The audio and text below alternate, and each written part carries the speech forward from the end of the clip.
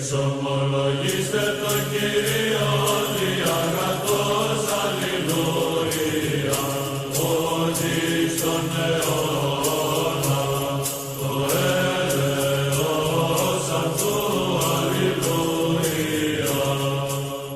next topic of... Going to go on to another topic.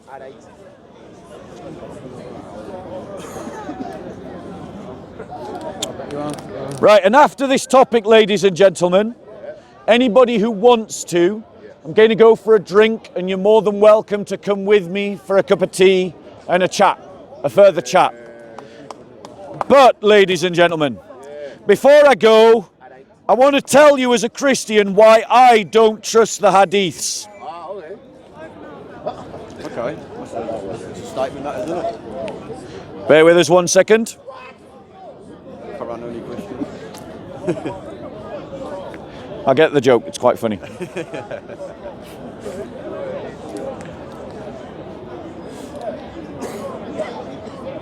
Right, ladies and gentlemen, whilst come on, what are you doing?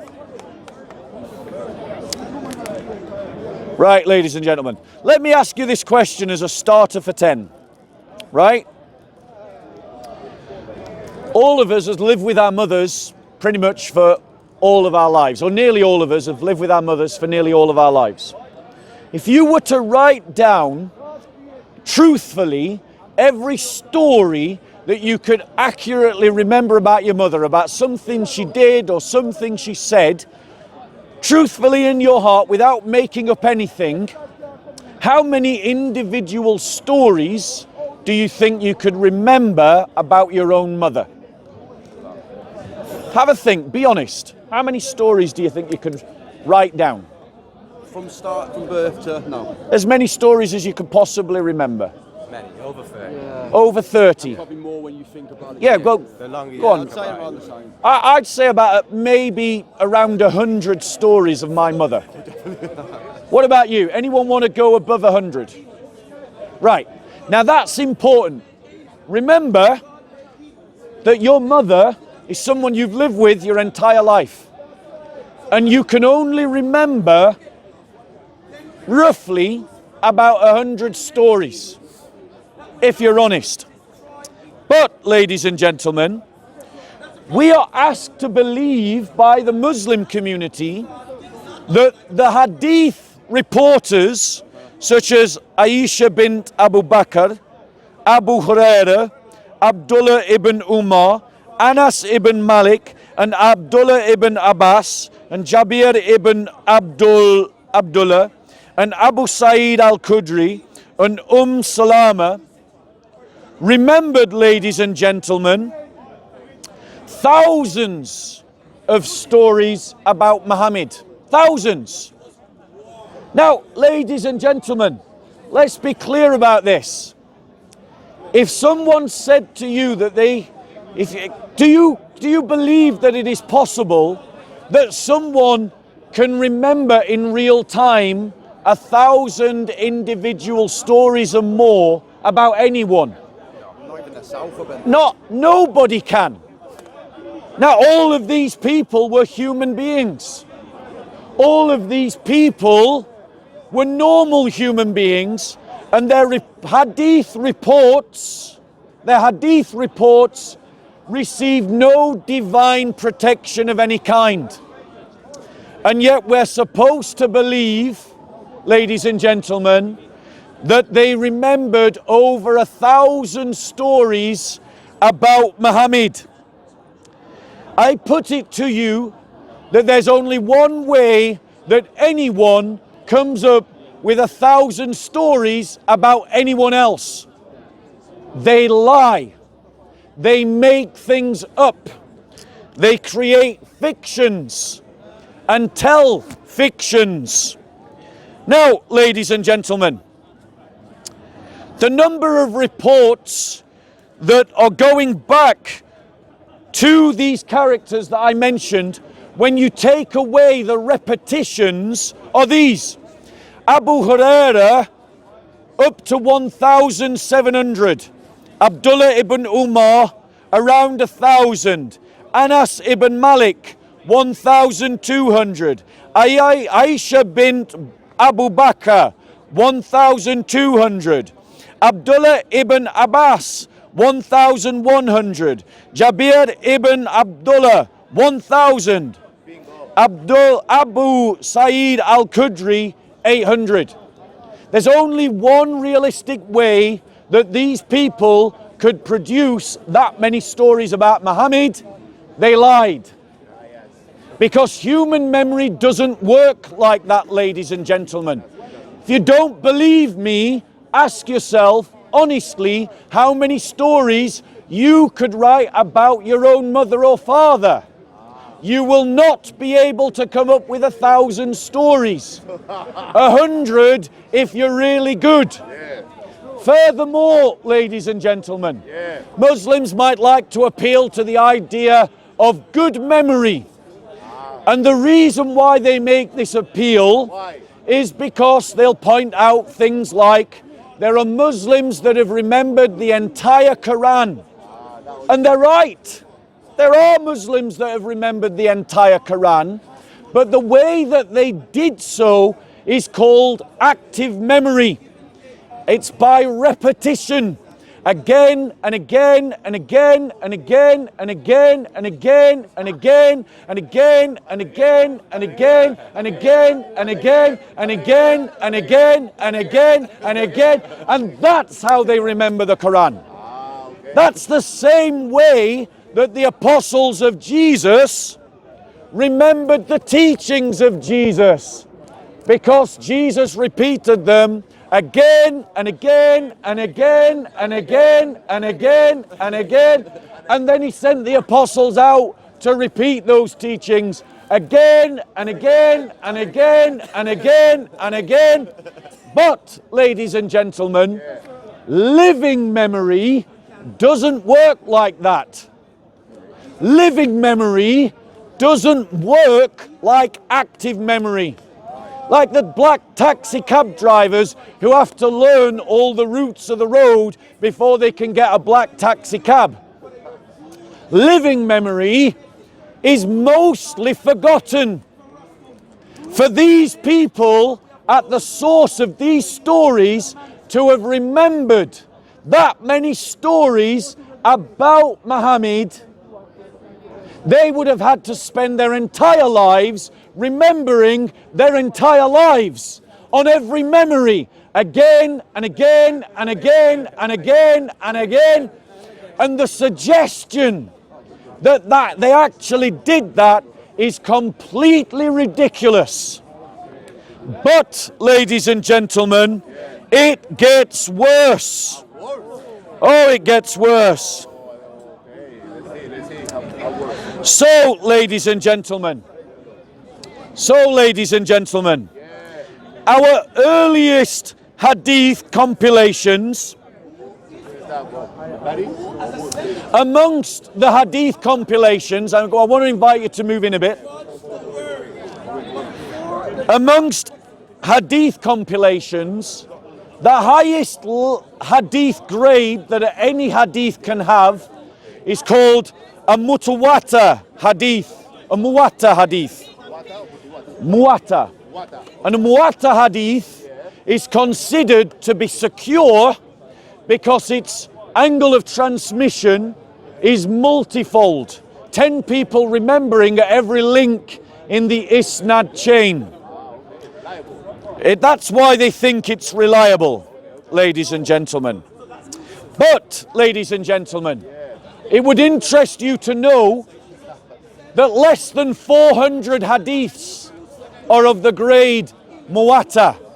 Less than 400. What's that telling you? It's telling you that most of the other hadiths have less than that. If they're sahih, they might have 3 or 5. But most hadiths continue through a chain where there's only one narrator. These are hadiths.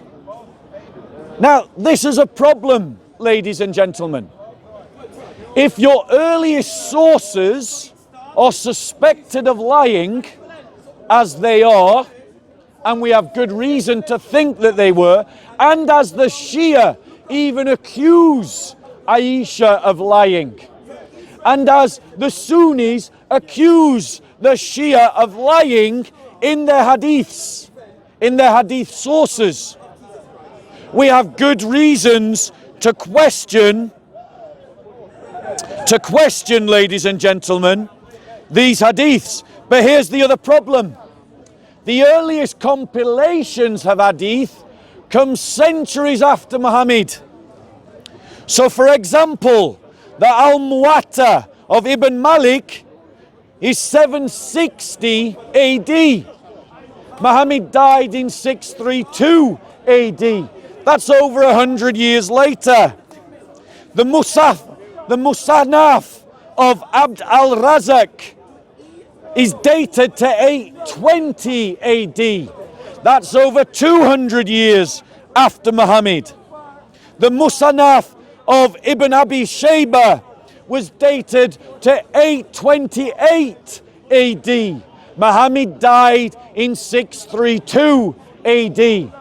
Imagine if we Christians were coming to this park and saying that the Gospel of John was written 200 years after Jesus.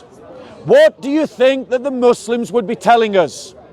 They would be using the late date as a proof of unreliability. Ladies and gentlemen, their hadith collections are all late. The Kitab of Al-Zud is dated to 797 AD, and these are their earliest compilations. The Jami of Mamar ibn Rashid is dated at the latest 785 AD. So the earliest compilations of hadiths are later than the time of Muhammad.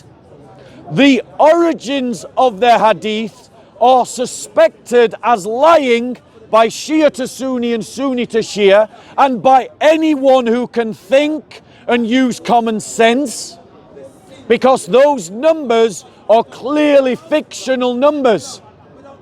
But, ladies and gentlemen, it gets worse. When you look at the dates of the earliest copies, the extant manuscripts of the codexes of their hadiths, listen to how late they are. The Al-Muwatta can't be dated. The earliest copy, codex of that book is in the 9th century. The Musnaf of Abd al-Razik al-Sana is from the 11th century. The Musnaf of Abi Shayba is from the 10th century. The Sahifa of Haman ibn Munabi is from the 9th century. The Kitab of Al-Zud is from the 12th century. The 12th. Now, why is that a problem, ladies and gentlemen? Why? When you look at the earliest copies of the Bible, the earliest copies of the Bible date from the 4th century. Codex Vaticanus, Codex Sinaiticus, Codex Alexandrinus. These date from the 4th century. Why? Can anyone hesitate a guess? They date from the 4th century because at that time the Roman Empire became sympathetic to the Christian religion. And so they had the means to produce the full Bibles and preserve the full Bibles. Now, ladies and gentlemen, think about it. Muslims boast how Islam had an empire from the 7th century. Why, if they had an empire from the 7th century, with all the resources of an empire, do we not see complete, intact and preserved copies of their hadiths and Quran from the 7th century? Why are they all so late, ladies and gentlemen? That tells us that someone has been fiddling with the books, ladies and gentlemen. The early Hadiths already acknowledge that Umar burnt the earliest copies of the Quran so that his version of the Quran could be the one that was used by the Muslim community. The Hadiths report that Muhammad forbade the writing of anything other than the Quran. And so even the writings of the Quran is not Sunnah, it's Bid'ah, and it's late Bid'ah. And so we have reasons to suspect that the origins of the Hadiths were liars and unreliable. We have reason to believe the preservation of the Hadiths were not grounded and sound. And we have reason to believe that the early Muslim community had the resources to preserve all of their texts and manuscripts, ladies and gentlemen. Now, in the midst of this cauldron in which the Hadiths were being written, Muslims were competing with Muslims. And how do you settle an argument if you're a Muslim and you're arguing about something with another Muslim? What do? You appeal to Muhammad. And so you end up with Hadiths justifying all different manner of different practices amongst the Muslim community. Which is why Sharia law is no such thing. It's different Sharia laws depending on who you believe. They don't have a divine law given to them by God. They have a divine law ascribed to God by a bunch of scholars who came centuries after Muhammad. Now, ladies and gentlemen, here's an example of why we know Hadiths were being made up. There are Hadiths that testify that in the 7th century in the Middle East, that the Injil and the Torah spoke about Muhammad and about his companions. Right. So in the 7th century, according to the Hadiths, there are Injils and Torahs that prophesy about Muhammad. Do you not think, ladies and gentlemen, that the Muslim community might have had every reason to preserve that Injil and that Torah so that they could show it to the Jews and the Christians and go, hey, look, we've got a copy of the original Injil and the original Torah, and it prophesies about Muhammad? Don't you think they would have done that? Bearing in mind that that Injil and Torah was the reason given in Hadiths for some people to become Muslim. So don't you think they would have preserved it for other Jews and Christians? So where is it? Why isn't it there? Why isn't there so much as a scrap of evidence that it exists? I'll tell you why. Because it never existed and the Hadith was made up. The Hadith is a lie. And those Hadiths, whoever they go back to, was also lying, ladies and gentlemen. Furthermore, ladies and gentlemen, here's another proof that the Hadiths were being made up. Here's another proof as to why Hadiths were being made up. So if you look at the call to prayer, the Adhan, which, by the way, amplified Adhans should be illegal across Europe.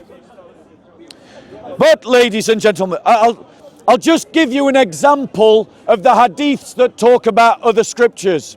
Musnad Ahmed Hadith 22964 says this: the qualities of the Prophet Muhammad and his followers in the Torah include They humble themselves when they pray. They safeguard others' wealth. They fast and give to charity. They stand in prayer at night, and they love and serve others.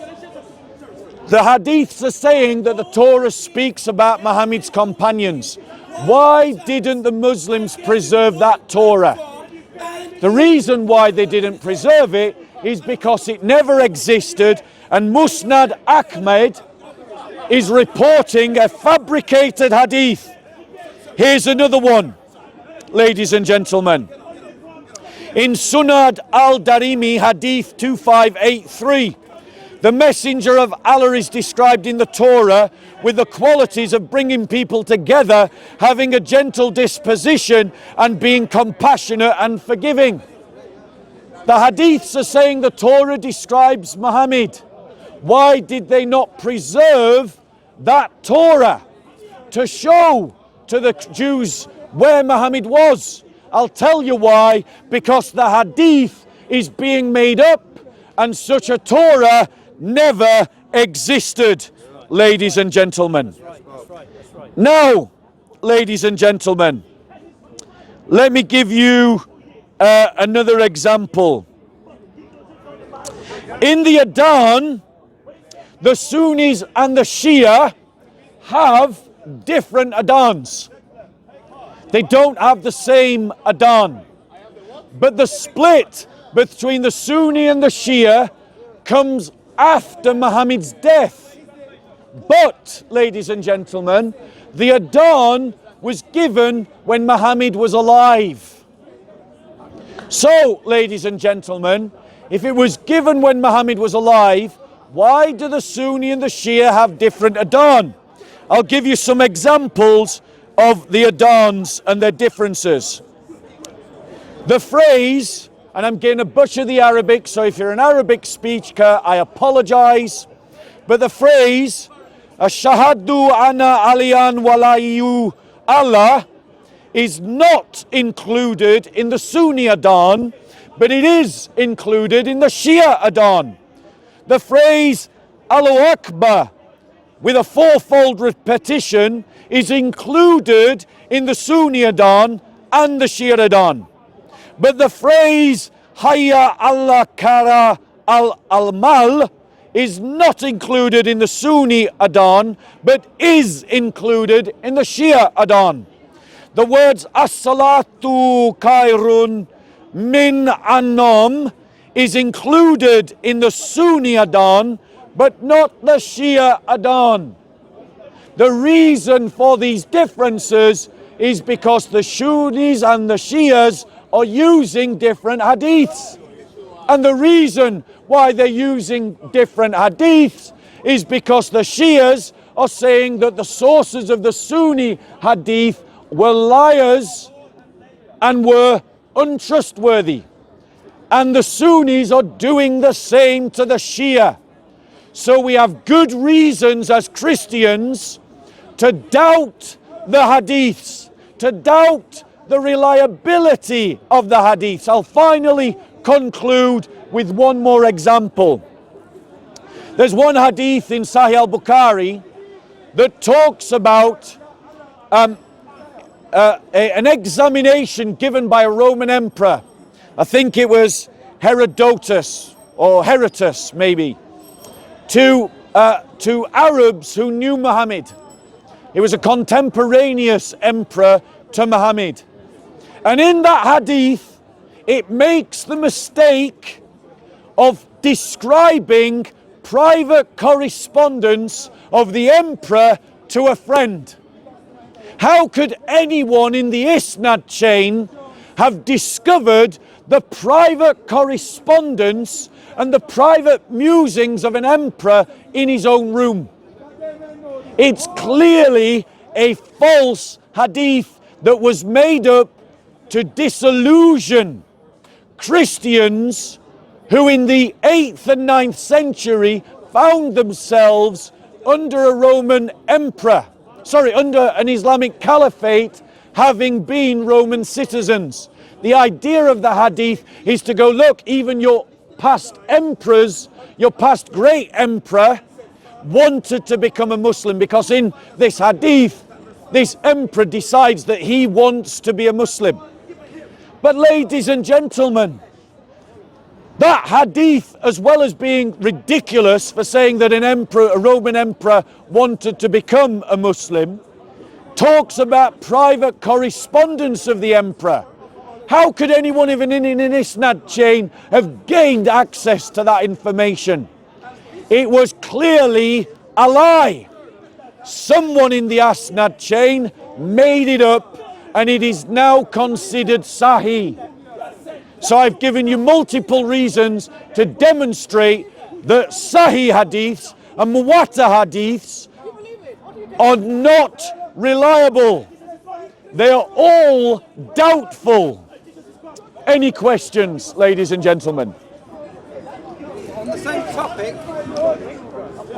Yeah, on the topic. Going once? Questions on the topic? Going twice? If you come with me, I'm going to go a drink if you want to come. Could have got a 3 All hour right. drive back. Peace be with you, brothers. Peace be with you. Final chance? Okay, any other questions? Is baptism, is it salvation issue? No, a person can be saved without baptism. However, this idea that baptism communicates salvific grace and that's a division between Catholics and Protestants is a false description.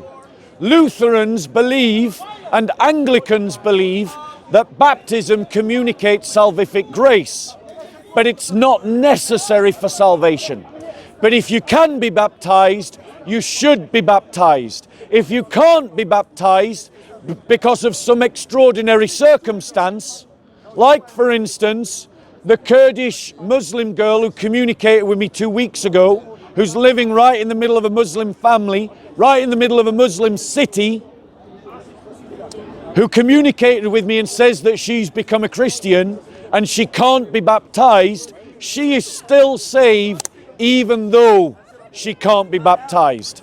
Any other questions? Baptized by anybody. Let someone else ask a question and then I'll come back to you. By the way, guys, I can't see you, so you're going to have to speak up if you want to answer a question because I'm blinded by the light. So any questions? Going once? No. Because the sinner beside Jesus on the cross, he said, Jesus, where would I be today? Yeah. Without being baptized, he said today, you'll be in paradise. Okay, any questions, ladies and gentlemen? Going once?